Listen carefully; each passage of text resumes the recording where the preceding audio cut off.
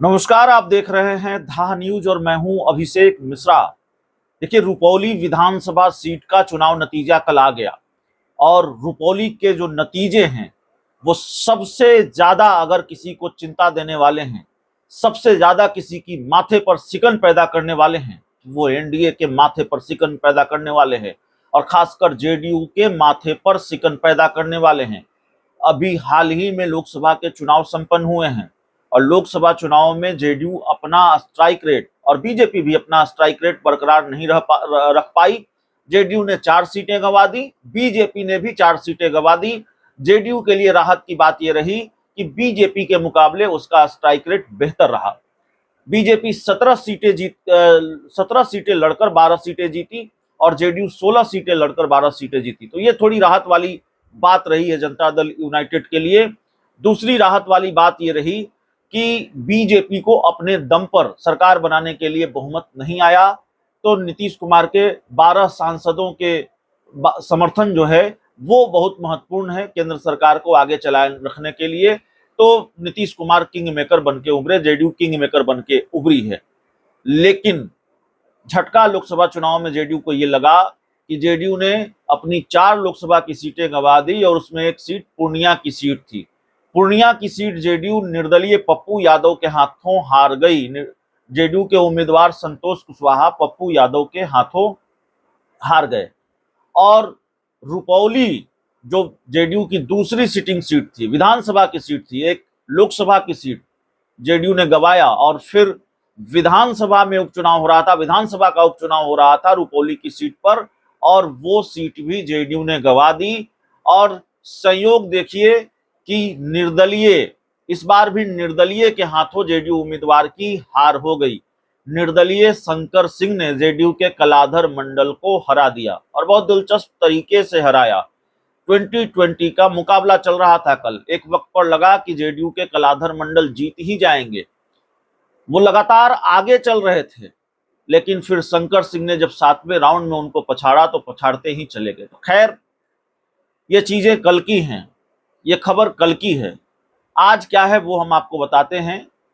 उपेंद्र कुशवाहा ने चेता दिया है, उपेंद्र कुशवाहा ने बता दिया है कि ये हार एनडीए के लिए कितना बड़ा झटका है और किस तरह से खतरे की घंटी है। वैसे खतरे की घंटी है। एक सीट को आप सेमीफाइनल माने या न माने, एक सीट पर जीत हार से आप भले ही ये न कह सकते हो कि विधानसभा चुनाव के नतीजे भी इसी तरफ आएंगे या जेडीयू विधानसभा चुनाव हार जाएगी या जेडीयू को झटका लगेगा विधानसभा चुनाव में भी।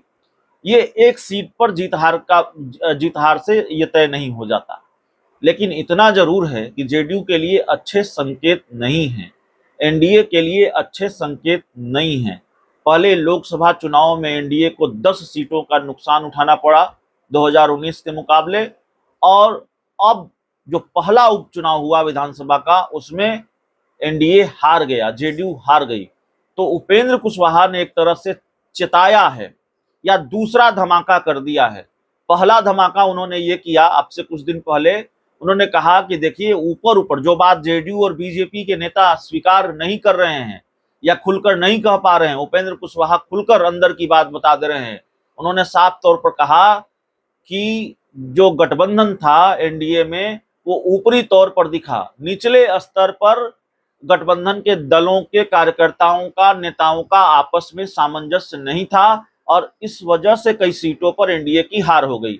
अब उपेंद्र कुशवाहा ने दूसरा धमाका भी कर दिया है और उन्होंने कहा है कि ये रुपौली की जो हार है वो एनडीए के माथे पर सिकन पैदा करने वाली हार है।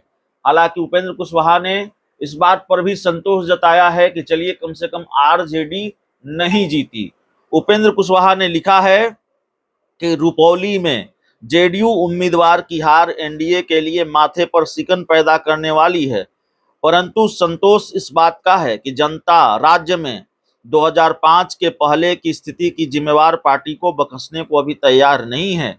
उपचुनाव का यह साफ संदेश है। तो उपेंद्र कुशवाहा कह रहे हैं कि एनडीए के माथे पर सिकन पैदा करने वाली हार है, लेकिन संतोष इस बात का है कि आरजेडी को 2005 की पहले की स्थिति के लिए जनता माफ करने को तैयार नहीं है। तो यही है उपेंद्र कुशवाहा का दूसरा धमाका।